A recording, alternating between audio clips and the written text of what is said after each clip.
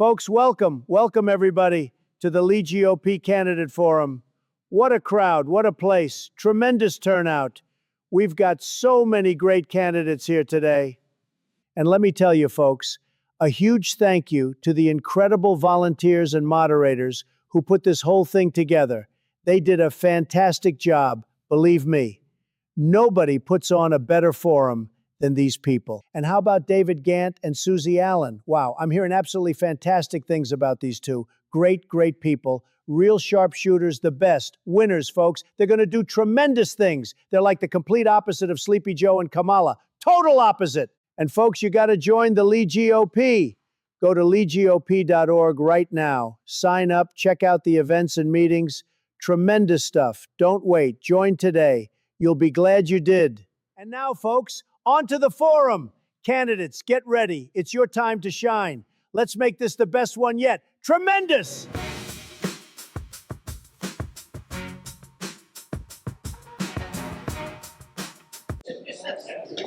We're supposed to have 4 school board members here today, and 2 haven't come in. We're all running ahead of time. We're going to go ahead and start. If they come in, then we'll repeat the question. Since we're like a half an hour ahead, who knew that was going to happen? So first thing I want to do is if you would each just tell me your name, what you're running for, and if you have committed to the Ethical Campaign and Accountability Initiative. Hello, my name is Tony Beougher. I'm running for Lake County School District 4. That seat is currently occupied by the lone Democrat on our board. So I plan to unseat her, and no, I did not sign the paperwork for the time. All right. I'm Robert Persons. I'm running for District 5 School Board, which is Lehigh, Alva, Buckingham, Olga, North Fort Myers, Bayshore area, and the Shores. And no, I did not also sign this legislation. All right, now we're going to ask you 5 quick fire questions. Please use the paddles. You will be, after your 5 questions, will be followed by 5 debate questions. You'll have a minute each to answer, and then 2 minutes each to do a closing statement. Gentlemen, do you want to stand up so the people in the back of the room can see the responses? We'll be doing 47 quick fire questions. Please do not ask me to review. First question, do you support cell phone restrictions during the instructional school day? Second question, should schools require students to use bathrooms and locker rooms based on their biological sex? Question number 3, do you support prioritizing teacher pay increases over expanding the district's central administration staff when additional funding becomes available? Question number 4, do you support expanding career and technical education programs in partnership with Lee County employers and FGCU? Question number 5, do you support expanding school choice, including charter schools and education savings accounts? Thank you, gentlemen. Hi, gentlemen. We're going to go into the longer questions, and you'll have 1 minute to answer and respond. We'll start with you, Tony, because we were just talking about this with regards to school safety. School safety is a top concern for many families, as you know. Do you support having full-time SROs in every school, and why or why not? 100% yes. And why? Because one big reason is I have 3 children going to school in this district. One of my sons is going to be a senior at North High next year, and my 2 young adopted sons will be in kindergarten and 3rd grade at North Fort Myers Academy. Their safety is paramount. Every single day that my wife or I drops them off at school, we don't want to have to think for a second that anything's going to happen. They made great improvements in hardening our schools, adding things like the open gate system, increasing and improving our participation with the SROs. We can continue to do more. We need to expand the Guardian program, non-instructional staff specifically. We need to put them with the right safety measures. We also need to look at our bus stops. How can we optimize and harden our bus stops to improve safety? The second those kids get there, they're in our care, and we need to protect them. From the moment they get on a bus to the moment we drop them back off at home, their safety is our responsibility. By the way, the yellow flag is open. You have 30 seconds left. Okay. Armor, same question. That's an easy answer. We've already done all those things that Tony mentioned. There's other things that we have done to make our schools the safest in the state. And I will say that we are the safest school district in the state. And I tell you everything we did, except then I'd have to shoot you because a lot of them we don't want people to know. But we work very closely with the sheriff and with the different police departments. And each year the state has been very good. They gave us over $1 million this year to expand our program. And so we're very excited about that. The biggest thing is our hire was Chief Newland, who used to be the chief of police at Cape Coral. And he has really taken the forefront and made our schools the safest. Great, thank you. The next question, and Armor, I'll start with you since we started with Tony last time. If concerns are raised that classroom instruction conflicts with Florida law or school board policy, what role should the board play in addressing those concerns? The same thing we've been doing. First, they'll go before the different departments, professional standards specifically, and then if we are able to resolve that, which usually they will fight it, they eventually end up coming before the board, and we have removed several teachers just for those things. Yeah, and my perspective is that we have to follow the law. First and foremost, if a law is passed in Tallahassee with regards to what we should be instructing, we have to follow through with that. We have to hold teachers and administration accountable following through with those laws as well. That's part of our job. Our job is not to be in the classroom doing that actual teaching, but if that's raised to us and there is a conflict between what Florida law says we should be doing and what's actually happening in one of our schools, that's the responsibility of the board to step in and hold them accountable. The next question is around transparency. Some residents feel that important board decisions are made before the public has had meaningful input. How would you improve transparency and engaging with the public? You can start, Tony. Well, one of the ways I've already started that is I've knocked on almost 3,000 doors in District 4. I'm going to hit every single door that I possibly can in my district because I want to hear from parents. I want to hear what their concerns about are. I was able to speak to a young man today that shared his concerns as his little girl is about to go into schools, and he talked about things like school safety, talked about things like career education. Once she's older, he wants her to be prepared for life. He's actually in one of the trades. And so just listening to the public and engaging them, it's what I've been doing since last October, is actually going and talking to them. The school board meetings themselves aren't the only way that we can hear from the public, so we've got to be out there. And I'm also at the schools dropping off my kids. I'm going to baseball games. I'm going to sporting events because my kids are out there with your kids. So I'll be interacting with parents and people in the schools just naturally anyways, and I plan to listen to them and to take their concerns to heart and stay within my role and impact those concerns wherever I possibly can. Tony, I've got a quick follow-up for you. Can you give one specific change that you made during your first year on the board?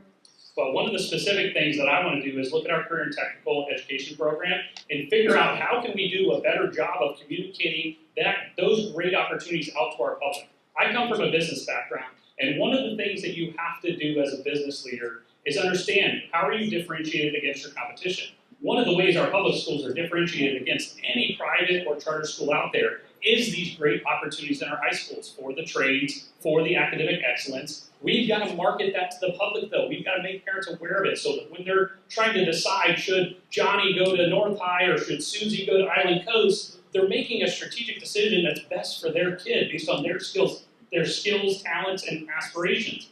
We've got to do our job of letting them know what's available so they can make the best possible choice for their child. So that's something I will be digging into right away. Thanks. So same question for you, Armor, just around the school board decisions and being made, how would you improve kind of the public engagement and give more transparency? I do a lot of community involvement. I'm a member of the Rotary Club of Lehigh, I'm a member of the Chamber, East Lee County Chamber, and also the Lehigh Community Services. So I'm out and about a lot. I visit the schools, I talk to parents, we've had town halls. But it's difficult because majority of the public just doesn't get involved. That's the biggest problem. And, everything's on our Facebook pages, mine, it's also on the website of the district. So we try to be transparent as much as we can. We even put it out in 3 different languages so parents can find out what's going on there and other people. I'd ask the same follow-up question. Can you, specifically around this public engagement, can you give an example of a change that you'd like to see in next year on the board? Well, our biggest problem, I think, right now is the school choice problem. We're losing students to private schools and other avenues, charter and also homeschooling. But I believe that the public school system is the very best choice for almost all the students. And I'm really pushing to make sure that gets out to the public. And we offer more in advanced programs, we offer more in the career tech, as Tony said. We have the largest JROTC program in the nation. So, we're really excited, but people don't know this. We've never had to advertise and compete with other entities like the private schools. But they're doing ads, I hear them all the time. So we have to start doing the same thing, we have to compete. I was a competitor, that's what we need to do. Thank you. The next question is something that I think everybody is talking about every day. Artificial intelligence is changing how students learn and complete their assignments. What role should AI have in Lee County classrooms? Well, first off, we have to embrace it. I'll be honest with you there. Nobody's going to be replaced by AI, but they're going to be replaced by somebody who can use AI. That's as simple as that. The same thing when I came up, they had, believe it or not, it was a long time ago, they had calculators.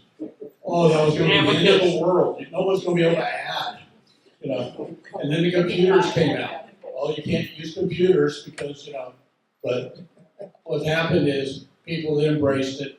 Everything technology is something that's out there, but you can't let it do thinking.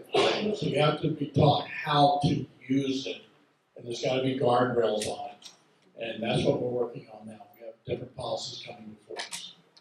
Farmer, I've got just a quick follow-up to that. How should the district address concerns about academic integrity while preparing students for a future where AI is going to be commonplace? Well, first off, surprisingly, AI was used for things like papers and that people are worried about. There's AI programs that'll tell you that it's AI that's being used. So you have to embrace that. It's going to be difficult, but it's something that we have to look into. It's new, it's evolving, and people smarter than me are going to figure out how to do that. Thanks. Tony, same question. You want me to repeat it? No, I'm good, actually. Ironically, I've worked for the last 20 years for a company named Gartner, who happens to be the world authority in AI. We advise companies every single day on how do you safeguard AI, how do you govern AI, how do you put policies in place to protect your organization from the threats of AI. AI is not just one thing. AI is so many things on so many different levels. We actually published research showing 1,000 use cases for AI in K-12 education. There's tremendous opportunity and tremendous risk. Any leader that's looking at AI has to understand both ends of that spectrum, cannot be afraid of it because every single job of the future that our kids are going to have will involve AI at some level. Now, where you start that, it doesn't mean a kindergartner walks through the door and is going to start engaging with AI from day one. Let's teach them the basics. Let's teach them how to read first, maybe. Let's teach them how to do math. Let's teach them those things. As they go through their schooling, they need to become more familiar with AI, how to leverage those tools for their benefit, and we need to teach them the safeguards. I'll add the same follow-up question. How should the district address concerns about academic integrity while also preparing students for a future with AI? Well, honestly, it is a little bit like Amber said. You use AI to fight AI. If you're not doing that, then the kids are going to outsmart you. That's just how it is. So we have to get smarter. We have to equip our educators on how to look for those things, how to leverage some of the tools to eliminate it. We also have to look for opportunities where AI can help these teachers. And one of the cases that you could potentially do that, because we have so many children in our district that have English as a second language, rather than in some of these schools we have students having to act as translator, why don't we use some of the technology and some of the AI tools at our disposal so that the pressure is taken off of those students, off of our instructors, and we're using technology to still reach those kids that don't speak English as a first language. Thank you. Who wants to go first on the last question?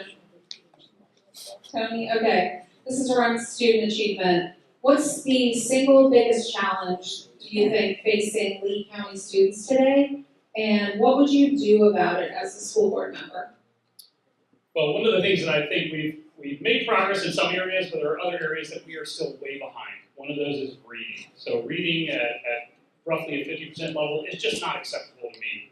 That can't be the case because reading is such a foundational skill for every single child. If you can't read, you're going to struggle also with math. If you can't read, you'll never understand our history. And so we have to find ways to impact our kids' reading levels, especially in those kindergarten through third grade school years. And I know you only asked for one, but the second thing that I do think is incredibly important because I've experienced it even with my own son that's entering the third grade, is we have to improve how we're addressing 504s and IEPs with our students. We went through that with my son this year. It was an incredibly painful process. That can't be the case. It can't be parents against teachers with our school, with our kids that are most vulnerable. We need to bring them on the same side of the table, work together, work more effectively, and let them know that our goals are common. It's to get the child to succeed. A quick follow-up to that. How would you know if your approach is working? Well, you have to measure it. You can't tell whether you're successful if you don't measure it. In my day-to-day life, we measure everything. We set the standard first, everyone has to understand what the expectation is, and then you've got to measure it frequently. Now, you don't change it every 5 seconds because that's not a sound strategy either, but you have to let it work for a period of time, measure it, see what's working, see what's not, make a tweak if possible, and keep churning forward. Thanks. Farmer, same question. Do you need me to repeat it? Yeah. Okay. What's the single biggest challenge facing Lee County students today, and what would you do about it as a board member? Well, the biggest challenge to me in achievement is simply, reading is definitely the number one. Because as Tony said, everything else evolves. We have a saying, you learn to read by third grade, and after third grade, you read to learn. So and they're tested at third grade to make sure that they're at that level. One of the difficulties our district had, I can speak as the incumbent, is simply that we had so many students that English was not their primary language, as we mentioned earlier. So reading is very difficult. And parental help is also non-existent. Over 50% of our households, they do not speak English as the primary language at home. So you can see these students have a difficulty with reading. The follow-up question was, how would you know if your approach is working? This is good, we use AI. By the way, all of y'all have used AI. Is there anyone here who's never Googled anything? That's AI. A lot of people don't realize that. We test the students at the beginning of the year. If you can imagine taking a final of your course at the beginning of the year. That's what the students do. It's called the P1. And then in the middle of the year, that's just to see where they're at. In the middle of the year, they take the test again, and that determines how much they're improving and where they need extra work. And then at the end of the year, they take their final. And these are all state tests. They're not something we do or an individual teacher does, and it's graded against all the other districts. And they're making that grade tougher. We ended up a B district this year, 2 points from an A. Last year we would have been an A. They moved the goalposts. And I'm all for that. Thank you, gentlemen. We are now going to give you each 2 minutes to kind of give an overview of your platform and your plans. So, Tony, you want to go first? Sure. So you've heard some of my platform already, but I am absolutely focused on school safety because my children are in these schools. I went to these schools. I know what happens in the schools. We have to continue to be vigilant as it relates to school safety and take every opportunity to protect kids from the moment they approach one of our bus stops to the moment they get home. So that's huge for me. Student achievement, we can continue to do better. We are making strides, but we're not there. We're not in a district. We aren't reading at the levels that we need to be, our kids need to be reading at. And more importantly to me, I don't see kids that are graduating with plans in every single case. It's not enough for me to hand them a diploma and to say good luck at life. They need to have a plan when they're leaving high school, and that plan can be so varied. They can go into a trade that we've hopefully equipped them for. They can go to a great college that our schools have prepared them for. They can join our phenomenal military where maybe they were in our JROTC program. There are options for them, but we've got to prepare them for it. We can do a much better job than we're doing right now. I'm super passionate about the school district because this district made me. I bounced around as a kid between my mother and father, moving 20 times before the age of 18. I went to 8 different public schools in our school system.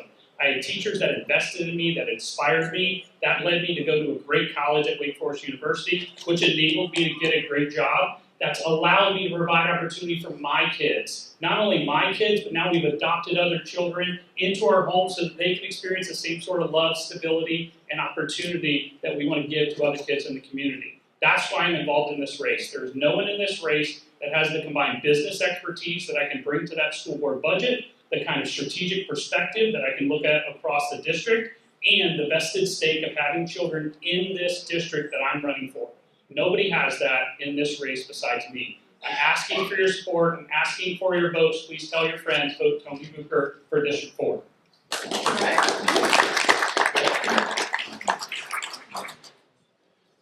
Well, I'm running for re-election, so I'm just going to sort of do promises made, promises kept. When I ran the first time, I said we would make our schools safe, just as Tony said, and we have. I said we would improve achievement. When I got on the board, I didn't realize it, but we were at the lowest point in 10 years in academic achievement. I'm happy to announce, after this year, we're at the highest point in a decade of student achievement.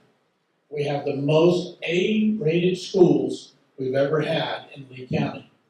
Last year, we had 14 A-rated schools. This year, we have 24 A-rated schools. We also have had the highest 2 years record-breaking graduation rates in Lee County. That's ever since it's ever been.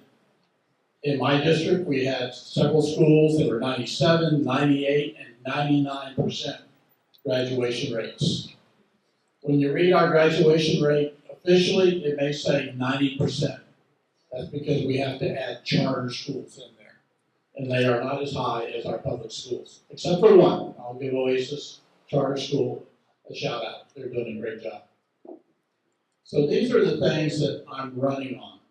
We were able, when I pledged DeSantis endorsed me the first time, we had to get rid of the CRT.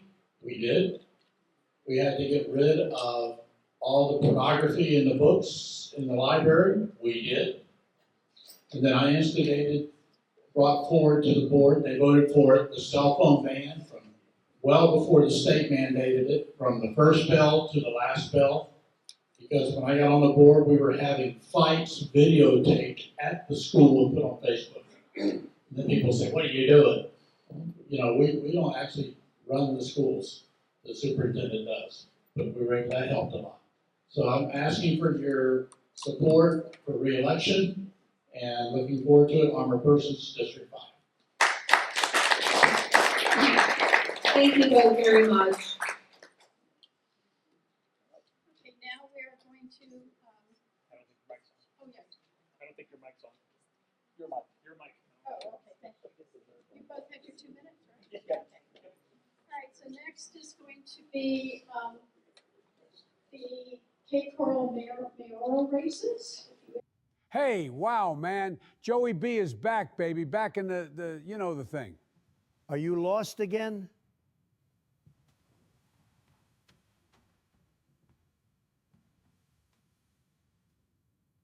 Yesterday, I caught him wearing a mustache pretending to be the gardener. Anyway, visit LeeGOP.org to find more local forum clips.